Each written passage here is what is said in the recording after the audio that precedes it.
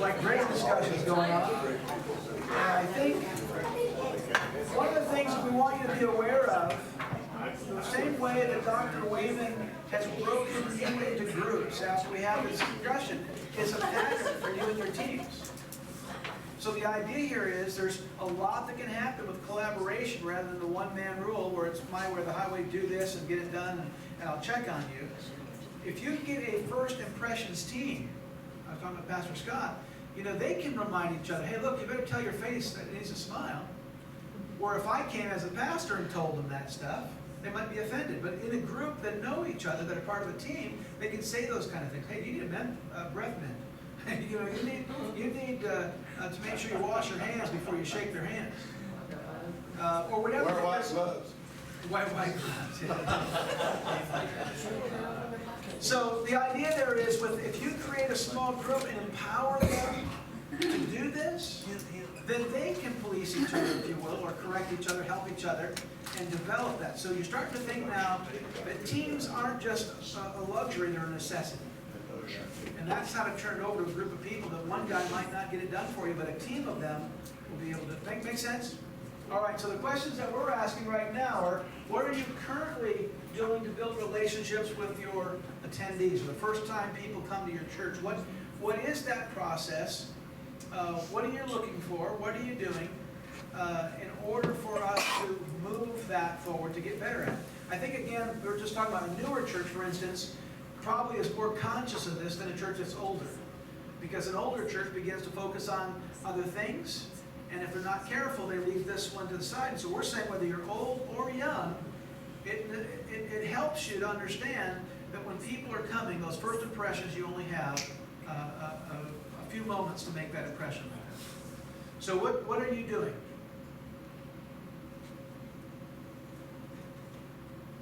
Oh, you want to respond? Okay. Yeah. I thought you just told me that. Dr. Wayman and I were just going to talk about that. Well, here's what we At Miracle Temple, our plan for new visitors is a program that's put in place by our women's ministry, and it involves just basically a coffee mug or cup, candy, brochures, visitor card, and of course somebody's going to give it as a point of connection.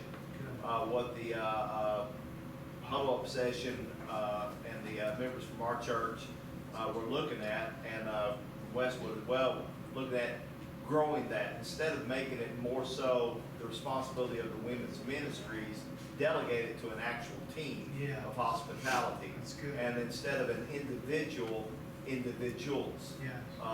getting more folks involved in the process. I talked to Sister Valentine, who's the newest member of the church who's present, and I asked her when she first came, how far into the church did she get before anyone even stopped her? And she said she made it all the way to the sanctuary and was sitting down before anyone even stopped her. Now, one thing that our leadership, of course, has a standing rule that they see somebody, and of course, I'd say we probably, most of the churches in Tennessee District have the same situation.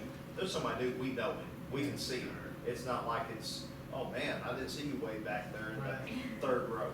Praise the Lord.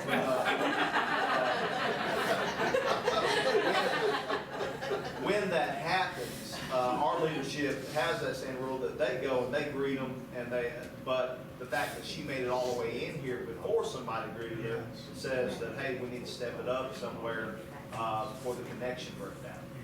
One of the things that we do, real quickly, is here's the other problem. We can create the system, but then the system gets lazy, or I've been up to a cup and the cups are filthy. Yeah. Because they've been sitting there dusty and no one's got one in a while. So it's not just creating the system. Rather than plastic. We do. Exactly. So when you think about keeping this new and fresh, you create a system, but it does need someone to keep it alive. It's that attention to detail or excellence that they're not thrown over here, and the chocolates were moldy and the cups were dusty, and because they all melted or whatever it is outside. So those are the things someone's keeping it fresh. Someone's keeping it. This is important to us, not just a system that someone gave to us, and we got to maintain it. Yeah. So we've done the coffee mugs and all that stuff for a couple years now, But what we have discussed is we do it for the family, right? But instead of doing that, having our children's leaders go to the children and give the children something too, so they know that they're welcome as well, not just the adults. It's not just for them, it's for, so we have something in place for our teens. When we have teen visitors, we have teen kids go talk to that teen visitor and give them a gift. And also our children will go to the children and give them That's gifts. great. Just being sensitive, just having somebody focus on it. The challenge with, again, as the pastors, we feel those things, but then how do we transmit that to our volunteers? And that's part where the training comes in. Remember, part of the gift of the pastor is the equiper, the trainer. Pastor Wayman was talking about, in his case, he wasn't going to take the keys from everybody and everybody tell him what he was going to do. Our job was to empower them, and that's where we got to begin to think, even with cups and mugs and reaching people. And it's a system of evangelism and assimilation. Good. Somebody over here. Right? One thing that we currently have, just to remind, we have a candy basket. So we have a greeter that goes around to the whole church before service. We sweeten them up, get them ready so that Actually, it's to sweeten their breath if you have to pray for them. we get, someone goes around with that candy basket and gives it not just to our new visitors, but to the whole church. So it kind of gets things rolling. So that's worked really well to get that fellowship time. Some things that we've looked at, when you ask us to close our eyes and think about driving onto our parking lot, we have 2 levels. So our fellowship hall is in the basement, but there's no signage outside that says fellowship hall Good. to drive around to the side. And I've had lots of people that are coming for events that will say, where is the fellowship hall? Yeah. So, they've called me on the phone in the parking lot, where do I go to the fellowship hall? Excellent. They'll add some sign, and add signage inside it when they walk in, maybe just a flyer that shows the layout of our church, so that they know Nice. where the pastor's Great office is, idea. they know where the fellowship hall, the steps are, bathrooms. My office is the first door as you walk into the church, and I guess Brother Moore and I both are on the same page. My office is gonna move, and that's gonna be our coffee area. Oh. And so I'm going to the basement, it's real light. The pastor's gonna cut me a window out. I'm gonna hang you a picture, it looks Hang like you a outside. And it's bad, is that my office at the hospital, I have no windows either, so they took a picture of a horse in a window pane and hung it on the window on there, so I guess that's what I have to do. But I'm gonna move downstairs so that we can have, our young adult class, they go downstairs for Sunday school, they have coffee and donuts stuff, but our seniors, they go to. Who teaches that class? Yeah. He's loud and boisterous. His name. Our seniors go into our sanctuary and they don't get that coffee time. So before they arrive, they can go in there and spend a little time with Awesome. fellowship and things. So No, that's really we're cool. gonna move. We really like the idea of having we do have our cards, greeters card, or first time visitors, but I like the multiple times, that when they come, so that we can see, hey, they've been here 3 times. Good. So we'll try to add that. One thing I can tell you not to do is have some big hairy fella wearing leather and motorcycle boots walk up and take the new person's newborn baby and turn and walk away with it. They don't like that. No, I wouldn't either. It took me a while to figure out I needed to talk to them first. Okay? I really communicate better with the babies than I do with the adults. It's a mentality level, even Yeah. fits really well there. They typically like it once they get to know me because I babysit the babies throughout the church service and they don't have to worry about them. But That's I found out I have to introduce myself first. The babies think I just look like a teddy bear. That's right. That's good. Our church is not a quiet church. Can you believe that? So when people come into our church, there is people everywhere and they're just standing around talking and mingling and everything. It's not a come in and sit down and fold your hand type place. Yeah. So people do feel a little more comfortable. you know, when they come in like that. I mean, there's people everywhere. Yes. So that's a good thing. And, with me, I'm in the, Sunday school upstairs. And if anybody comes in, I just go ahead and immediately get up and I go greet them and introduce who I am and find out who they are. And, you know, that works fine for us, so. Yeah. Well, and this is tonight what we're trying to say, because you have that heart and you have that gift, and that's part of what you do automatically, it's time for you to begin to have those Joshuas, those people that you can pour that into, to have a team around. So you might be the lead team person to help do that, so that you can have a whole team of people that do that, because here's the idea. It's one thing to do what we're doing now, it's another thing as the church grows. For instance, even budget-wise, it's one thing to have a half a dozen cups, it's another thing to have 1,000 cups that you gotta That's get. right. So you gotta begin to think about growth. Where am I gonna go with this? I know when Higher Vision had pies, well, the church began to grow so much, they were going through thousands of pies. I mean, it was like, a budget for pies was probably bigger than my budget for, you know, whatever it would be, because there were just so many pies going out and they made the change. But that's what, you know, you begin to think of right now, what you're doing and where you want to go. Okay, that's part of that. I try to get around to, everybody. Yes, You don't know what people's had to walk through just to get through the door. that's right. And when you personally go up and greet somebody, whether they've been there 100 years or just walked in, you know that person, and you know that they've got a problem. And sometimes that's when you just pray right then. So, That's good. I like personal relationships with our people, and, you gotta have a love Yes, for the people. And, you know, you've always heard of pastors being aloof yeah, from the, it's better that if they don't mingle.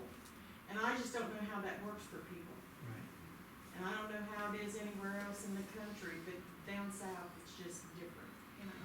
And I just say that you're extremely valuable to the team, but thinking ahead, I'm thinking that you had a team of people with your heart, with your desire, with your passion, you'd be able to oversee them and multiply yourself. And that's where we're thinking how to grow our ministries. One person is not gonna be able to reach all the people that are coming. Very good, excellent. All right, this team over here? Well, naturally in our church, kind of like Sister Brenda said, everybody is talking, we're just everywhere and loud and whatever. But pretty much every new person that has come to our church has said we have the most loving atmosphere, we hug, we have Yes. just a gentle spirit. However, we have attempted our pastors have attempted to, make a hospitality somewhat clean, which we have let fail probably pretty miserably. Just because we become the two talking at the door while somebody walks, hey, and we keep on talking. You have the There's desire. There's no, let me show you where this, even though we know that's what we should do. Yes. So it's really going to be us sitting down, I think assessing ministries. Yes. or Greater What focus. people want to do. We have people in the church that've been coming for a while, but they don't feel used, so Yes. those people could be perfect for that. Amen. So it's just making a system for, Awesome. and starting. Just it. tweaking it a little bit. Sometimes that's all it is. You've got the desire for these things. Mhm. So now it's just creating or tweaking them a little bit to get them actually to flow. So I think you're closer than you probably know, but it's just thinking differently, thinking outside of the routine. And as you guys know, service comes up every week. Yeah. So you're, by time, if you don't take the time to strategize and develop a team, another service comes without you being ready for it. So excellent. We do, the mug, we have coffee mugs with candy in and stuff and all. You know you're doing something good whenever they come to you and say, hey, my coffee mug broke, can I get another one? Sure, come in, get it, here you go. They drink their coffee every morning and stuff, so. It's just a matter of, like I said, just fine tuning it and, and getting, it a little better. There's always room for improvement. There always is Always. everything. I think we have good impressions, but our connections and probably our commitments are gonna have to be worked on Good. first. Well, it's a never-ending process because you're getting new people. People are always coming to church, People are always leaving the church. So part of that process is having your teams, because when you start to develop your team process, then I was telling, when I break all this down, in my mind, I think it was Chris Hodges who came up with the baseball model plan, the 101, the home base, your assimilation, having that process, and that's what we don't want to overwhelm you, but we want to say, let's focus on getting this one done. Then we go to 101, 201, 301, and make it around the bases and have land someplace. But now, here's what we got. Some of you are good at one or the other, but now we're going to focus on the one that we need strengthened. And so that's kind of where we're wanting to see you see that process. Okay, over here. Yes, sir. Again, thank you for the breakdown, because as we start talking about this, we realize we do some of these things, but they're not very structured. They do happen, but because they're not structured, really, I don't think there's any way to measure the value, and also, people's assistance for actually do that way too. And we're in a situation where, on first impressions, one thing, and I know everybody would agree, we need to move. Our location is not bad, but we share property with a mechanic shop that is getting lots of vehicles that don't run. And so it's starting to really impede what I think that, it really is. But our lease will be up in another year, so we gotta move anyway. So, but, I was thinking that a first-time visitor shouldn't have to open the front door themselves. Like, they just shouldn't have to. That should be already done. We do need more signage. We do need a better check-in process for kids. Being a small church, it's so easy to just say, here's the children's church, Miss, Charlene, here's Aunt Johnny and Susie, and away they go. So we've already talked about that some. Connections, I like the pie with pastor, pastry with pastor idea. That's something that most, right now, I text them for the most part, or Facebook message, follow up within a few days or something like that. But it's still, there needs to be other steps in place. There needs to be a 48-hour phone call. There needs to be a 3 or 4 week phone call to move them to 201 and things like that. And again, as you see these things, I'm backing up and realizing we just got to have, we got to start establishing these teams. Yeah. We got to have some leadership meetings. We got to start developing this on a more structural level instead of just very haphazardly and hoping, it will stick. That's good. Well, here's one of the things from a northern guy. You guys here in Tennessee have a high standard because you got that southern hospitality. So the bar is already set pretty high for you. So the challenge, of course, is if people come into your state expecting southern hospitality and don't get it. So that just fits right in. It's already who you are. It's in your DNA. But now we have to look and make sure the system can be held to a standard. Excellent. Just baptized in the water trough. Great ideas. I'm going to give you one more thought on the whole connections idea. Now you're talking about connecting new people, but you don't want to put them on the spot, okay? So, I've been to some churches who will have new people come and they'll say, okay, how many new people are here today? Please raise your hands. And now you're putting those new people who are probably wanting just to blend in, to be there, to see what the church is like on the spot. I've even been to churches who have said, if you're new, stand up today. And that person's like, oh my goodness, what do I do now? So the reason why I talked about a connection card is because that makes it easy for you to connect with new people, allow them to share information. Don't have them fill out the connection card when you're giving them like the mug and the candy. You know, it's not like we're not gonna give you the mug unless you give us your information. That's not the feel either that you wanna give. It's about allowing people to volunteer their information without being put on the spot. So, as you know, Pastor Scott said, you're gonna know who the new person is in the third row or the last row. So don't point them out. Oh, it's nice to have you here, brother. What's your name? You know, that's not what you want to do. Okay, you want it to be informal. You want people to love on your new people without pointing them out.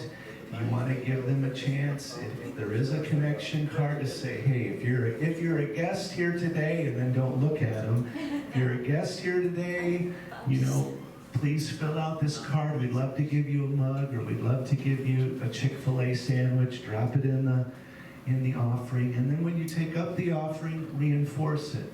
Hey, hopefully you've had a chance to fill out your connection card. This is another thing that is really good to do as well, especially if you're really wanting to focus on prayer. We have on our connection card not just first, second time, third time boxes where people can mark.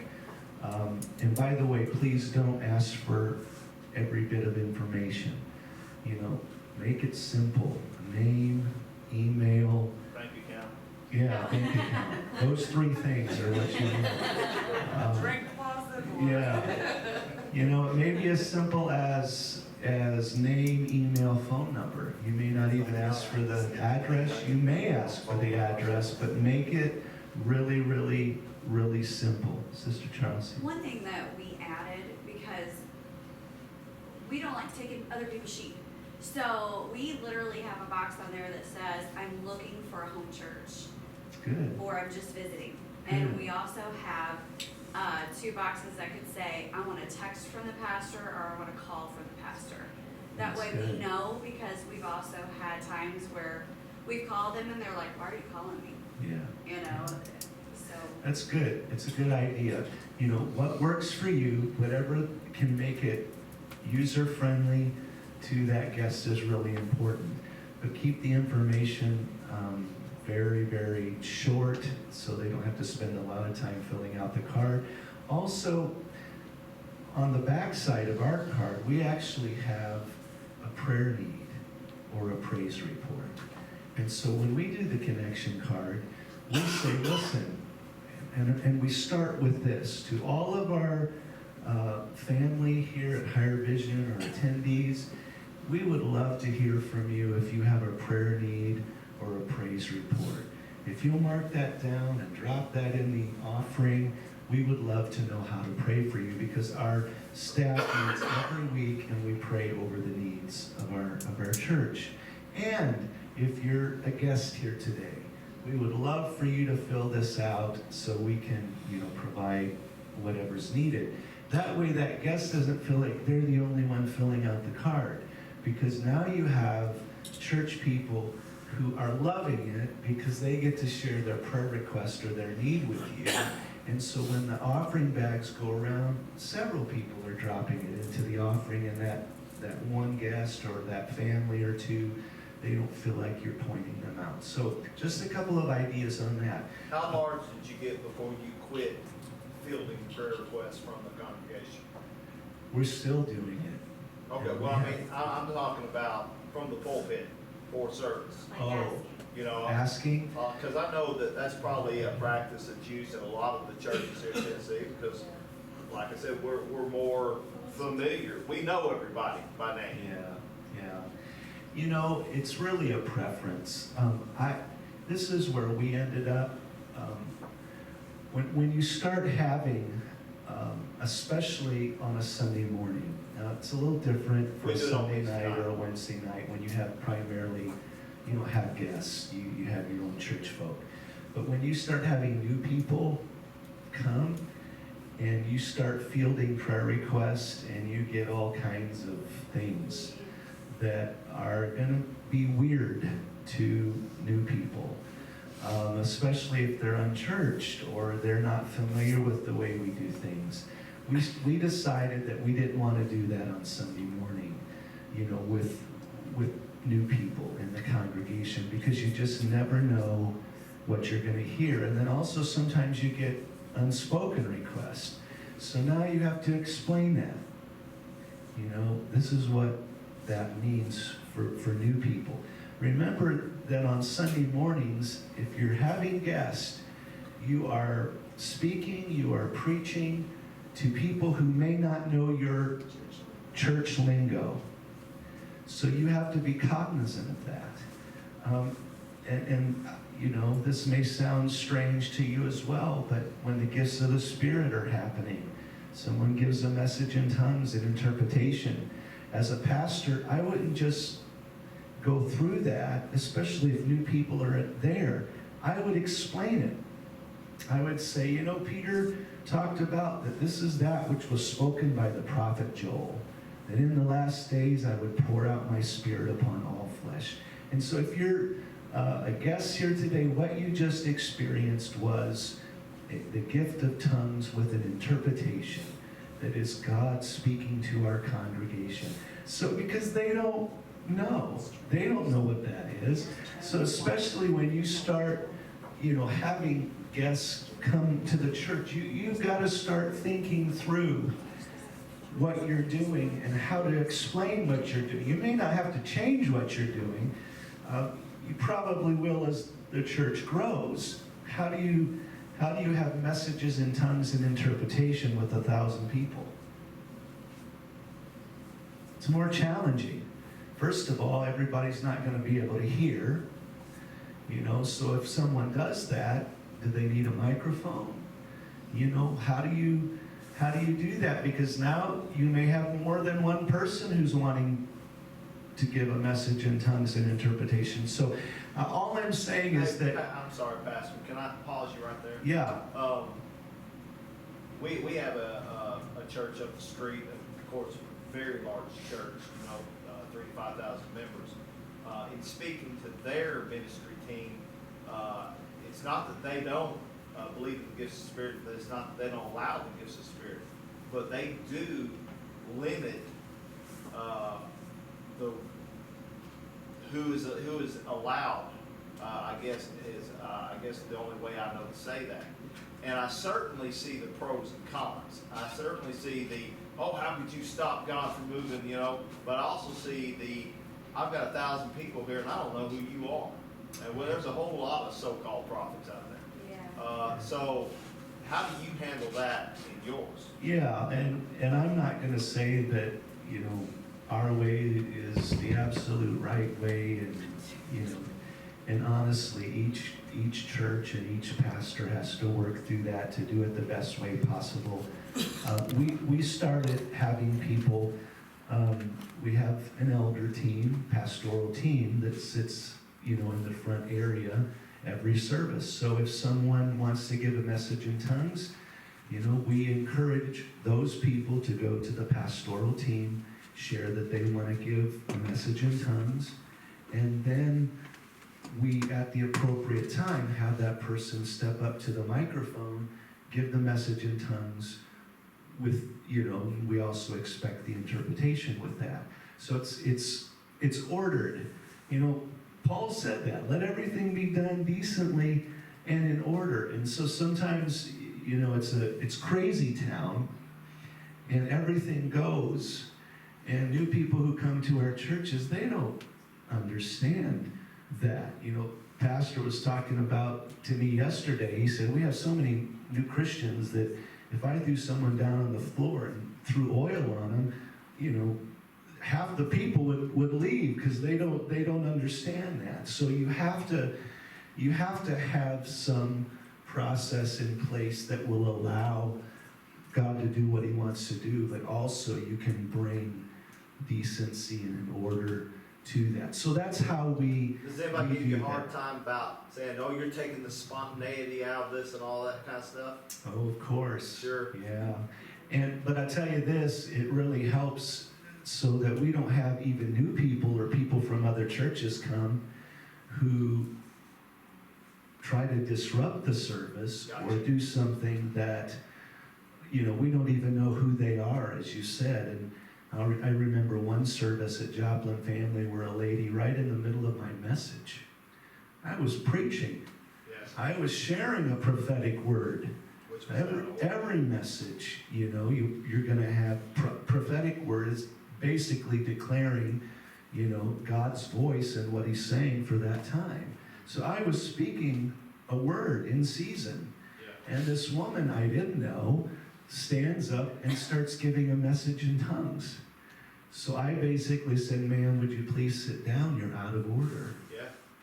Because it did not, I was flowing with the Spirit. She was trying to disrupt. She was out of order. So, you know, each church, each pastor has to walk through that. I know Pastor David does, you know, some things too. But even my point is that even our vocabulary, sometimes as we get new people, we need to bring explanation to that and create ways that will enhance the Spirit rather than diminish the Spirit. I have a question. It's kind of to do with the greeting, the whole thing. We have a Hispanic community that's pretty large around our church, and my husband, being Hispanic, is in process he's been called to that ministry. But he has invited people into our church, which is awesome. But how do you deal with that cultural diversity? Because when they come in, that's the pastor, you know, it's not a Hispanic man. Most of our church is not Hispanic, except my husband. But when they come in, how do we deal with do we constantly just send the one Hispanic person? Because I feel like that makes them feel excluded oh, well, you're brown, so go over and deal with them. You know, I'm just being honest. Like, hey, Miguel, there's a Mexican here. Can you go handle that? You know? That's what I would do. That's why I'm asking. That's why I'm asking. That's exactly what I would do. Are you for real? It's a valid question. It's a good question. The bottom line is you love people into the kingdom. And, you know, you love them. It's not the color. You love them for who they are. And I think there is a danger to that where, especially if it's a small minority where you feel like you have to send a Latino or a Spanish speaking person to another one. I think they want to feel a part of. They don't want to feel excluded or that, you know, you're trying to cater to that culture. So you love them. Everybody interacts.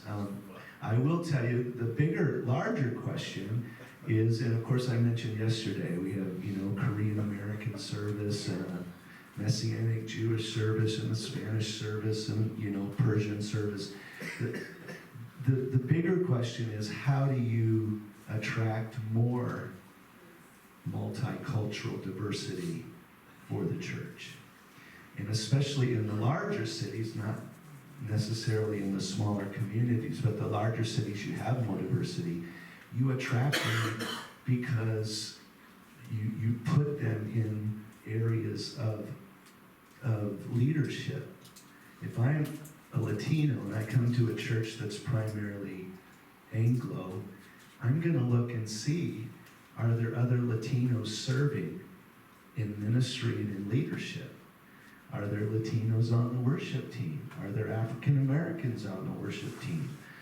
You know, and so we work really hard at diversity in spotlight ministry so that when other cultures come in, it's like, yeah, they believe in us enough to use us in ministry and to be a part of ministry. So if you're all white in the spotlight, you're not going to draw or attract many multicultural, you know, people to the church. You got to be less white in the spotlight to do I'm that. very interested to know how you deal with the Persian people and when they come in, because, you know, and I mean, I don't want to sound like Tennessee's all a bunch of Klan members, but let's face it, if the Muslims come into our little church in Dover, there's quite a few people that would be very nervous and, you know, quite a few people that would wanna sit in the pew behind them. Well, you know, How do you do that? I'm not really talking about Muslims as much as I'm talking about people who have converted to Christ. And so they're a part of the Christian community. They're coming to the church because they're Christ followers and they want to reach Muslims for Christ. So our Persian congregation, that's their focus, is reaching, you know, Muslims for Jesus. But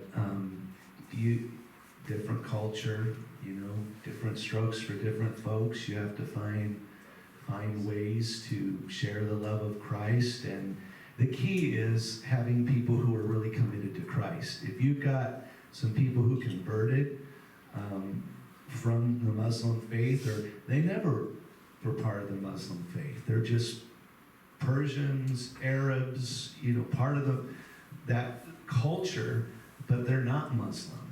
They're followers of Christ. They're going to be your greatest assets in reaching other people for Jesus. All right, I know we got, yes. One more question, I'm sorry.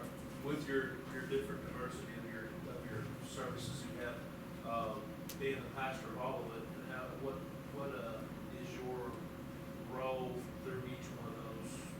Yeah, well, first of all, each of those, it's like I was sharing with James yesterday, it's like a church within a church. You know, they're not leasing the space. They're a congregation. Higher Vision Spanish, Higher Vision Persian, Higher Vision. So each of them have a pastor. We don't have any pastors of those congregations that we're paying.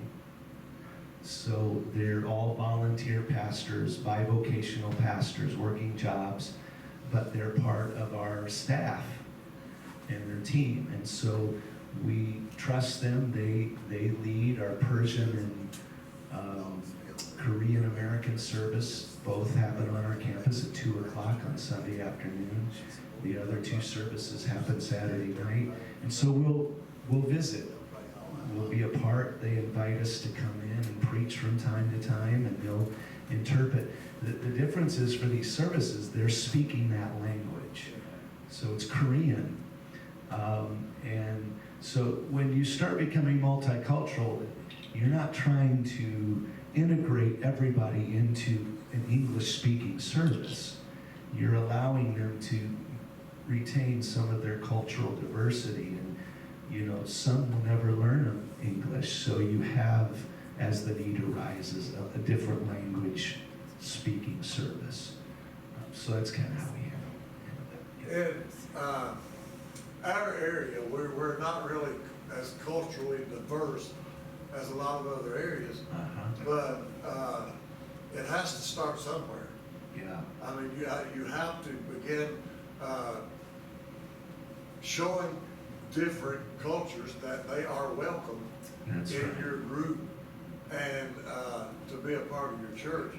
And I think there, probably the burden will be more on the pastor than on anyone else, because the pastor is going to say to the congregation and demonstrate to the congregation that, oh my God, look what an opportunity. These are awesome people, and oh man, let's just welcome them here and accept them and do everything we can do to get their whole family involved and more of their culture to be a part of our church and those type of things. It would seem to me that in the onset that the pastor probably is the most important person in the church if you're going to have those people come to your church. I agree wholeheartedly. You set the tone.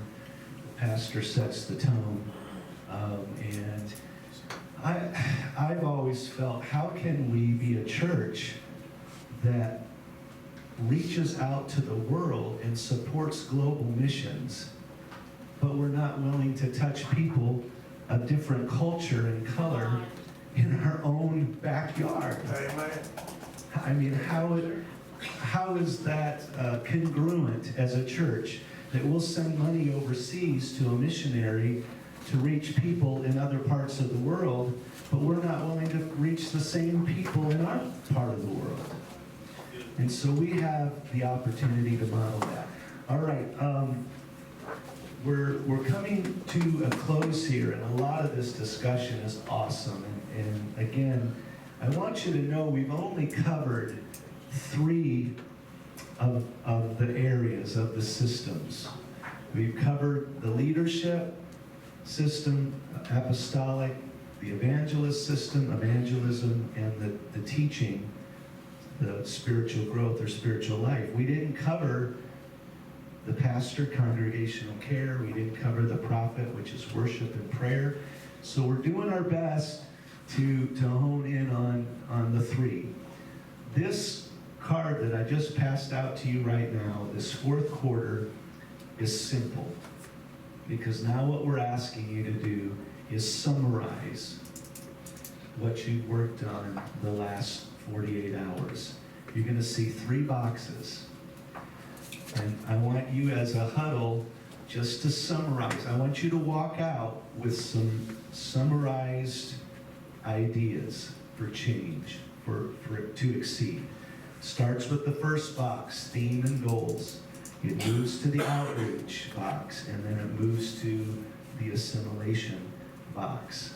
So in the next 10 minutes, I want you to summarize those 3 ideas. We're not going to discuss them with our group because this is for you and your church. The whole goal in coming and doing this was so that you could walk away not with general ideas, but with some specific ideas. Before we do that, I'm going to have you watch a quick video, and I want you to get ready because some of you might experience this.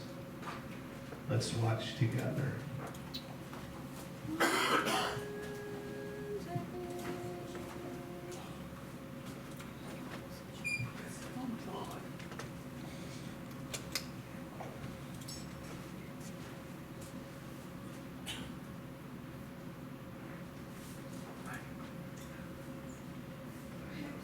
Sorry. I got it. I just lost it. Right page. That was quick. I think I'll wait. Right there.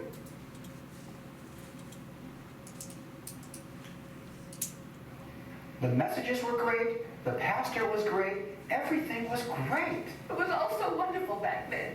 None of us, absolutely none of us, had any idea that this could happen. I always knew this was gonna happen. People aren't always what they appear to be. It happened while our pastor was out of town, attending a conference. That's usually when these things happen. And I don't mind, it's the devil's playground. When he returned, we could tell that there was something different about him. He was different.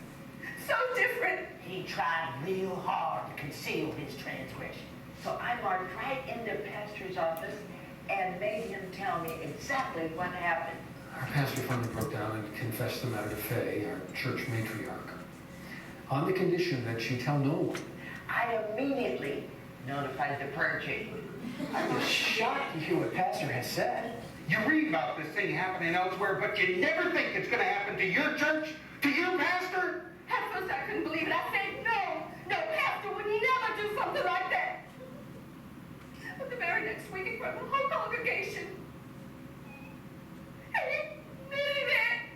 They're in a hotel room, free from all the people and duties that usually hold him accountable. Our pastor decided to do something that would forever change the way that he is seen and remembered by this congregation. He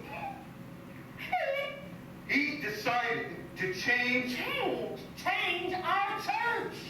I mean, you think you know somebody, and then this. We trusted him. We thought he was one of us.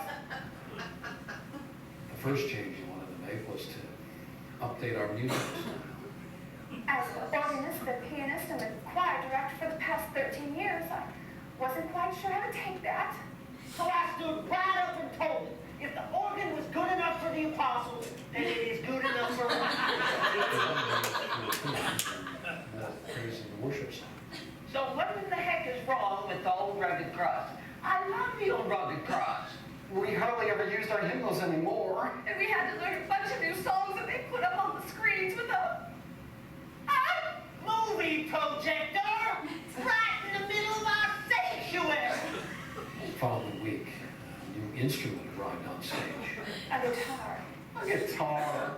guitar. So I said, what's next? Drums? Drums. Along with an electrical guitar and something called a bass. The second round exchanged our wedding vows is covered with wires and amps and speakers and Various other implements of rock and roll devilry. The music we started playing was sort of loud. Loud. loud, Loud! louder than usual. I had to shut off my hearing aid just to keep the wet myself. What happens when you change things? But that's not all that he wanted to change. Pastor also wanted to change our service times. It was going to make me late for the Danny's Bread special. Start using drums. None of the spreads had any apostles in them. And start a small group ministry. Sounded like some kind of free love hippie cult to me. These changes were as radical and devastating as what Pastor suggested next. A slow But definite. Phasing out of the choir. That's when we realized that Pastor was possessed by a demon. Get me behind me, Satan! But I love choir. My wife is in the choir. My entire family is in the choir. Word of this somehow reached the choir during their weekly potluck fellowship in the room that's adjacent to the pastor's study. The response was swift and frightful. It involved many handfuls of fast-moving room temperature food. The pastor escaped with his life. But none of us have seen him since. All I wanted to do was make a few changes.